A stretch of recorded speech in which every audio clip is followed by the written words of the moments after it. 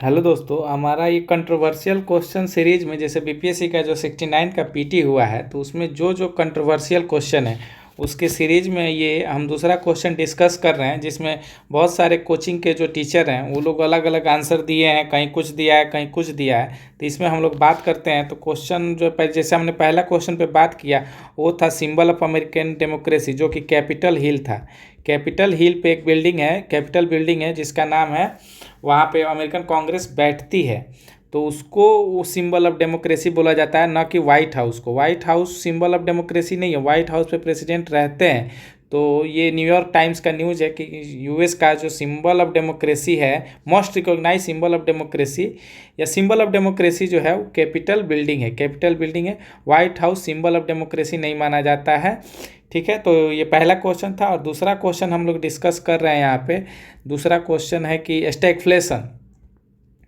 Stagflation वाले question में जो टीचर हैं उन्होंने क्या किया है कि स्टैगफ्लेशन का जो क्वेश्चन है कि तो which of the following factor could potentially contribute. तो यहाँ ये नहीं पूछा है कि मतलब स्टैगफ्लेशन का डिफिनीशन नहीं पूछा है कि स्टैगफ्लेशन हो जाता है तो क्या होता है। क्वेश्चन ये नहीं कह रहा है कि मतलब कि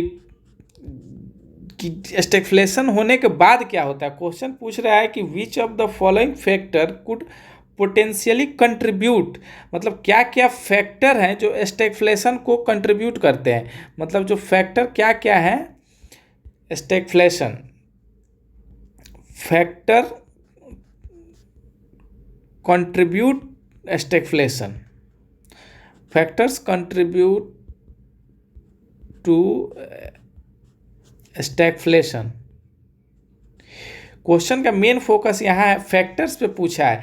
और टीचर जो मैक्सिमम टीचर जो लोग आंसर दे रहे हैं वो लोग बहुत बता रहे हैं कि स्टैगफ्लेशन होने के बाद क्या होता है। जैसे मान लीजिए कि आपको बुखार लगा है, तो बुखार का सिम्टम बता रहा है सबको, ये स्टैगफ्लेशन का सिम्टम, लेकिन किस वजह से बुखार हुआ है ये नहीं बता रहा है। और हमारा यहाँ क्वेश्चन जो 56 नंबर है, इसमें स्टैगफ्लेशन में जो पूछ रहा है कि आपका बुखार का सिम्टम नहीं बताना है, जैसे बुखार किस वजह से हुआ है। तो factor potentially contribute to stagflation, मतलब स्टैगफ्लेशन का सिम्टम नहीं पूछा है एग्जाम में, उस वहाँ पूछा है कि जो potential factor could potential contribute to explanation stagflation.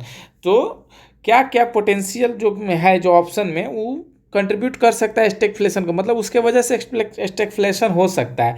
तो उसमें पहला ऑप्शन है high inflation, high inflationary pressure due to increase government spending.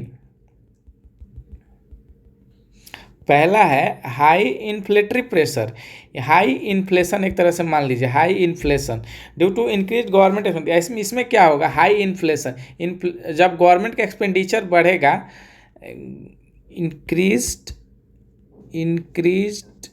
Government expenditure, government expenditure अगर बढ़ेगा तो क्या होगा, लोगों के पास पैसा आएगा। तो लोगों के पास पैसा आएगा तो लोग क्या करेंगे, लोग सामान खरीदने पहुंचेंगे। तो वहाँ पे क्या होगा, डिमांड ज़्यादा बढ़ जाएगा किसी भी प्रोडक्ट का। तो जैसे मान लीजिए लोगों के पास पैसा बहुत ज़्यादा आ गया, तो सब लोग गाड़ी खरीदने चले गए, तो गाड़ी का डिमांड ज़्यादा हो जाएगा, डिमांड होगा और प्रोडक्शन कम रहेगा। तो उसके वजह से क्या होगा कि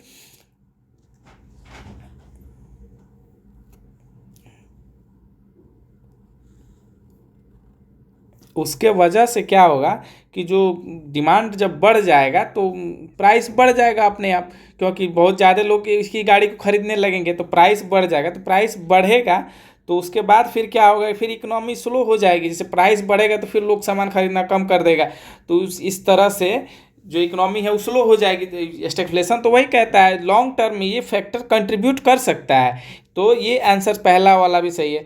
और उसमें दो तीन तो सब कोई बता रहा है कि दो तीन सिम्टम बता रहे हैं, तो सिम्टम है ही उसमें डिक्लाइन इन इंडस्ट्रियल ग्रोथ।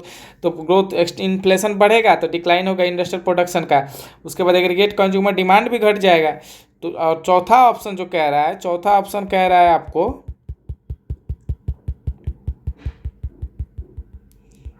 चौथा ऑप्शन कह रहा है एप्रिसिएशन ऑफ डोमेस्टिक करेंसी।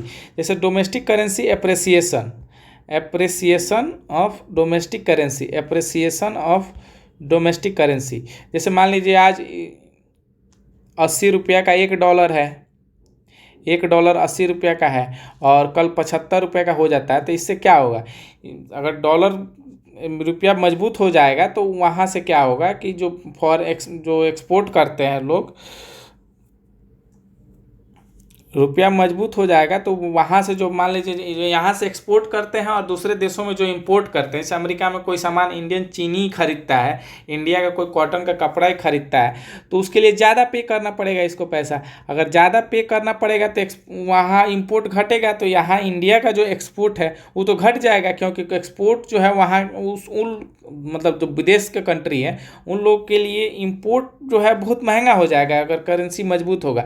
जिस तरह से उसके बाद डिमांड घट जाएगा, डिमांड अगर घट जाएगा तो फिर इकोनॉमी स्टैग्फ्लेशन में चला जाएगा।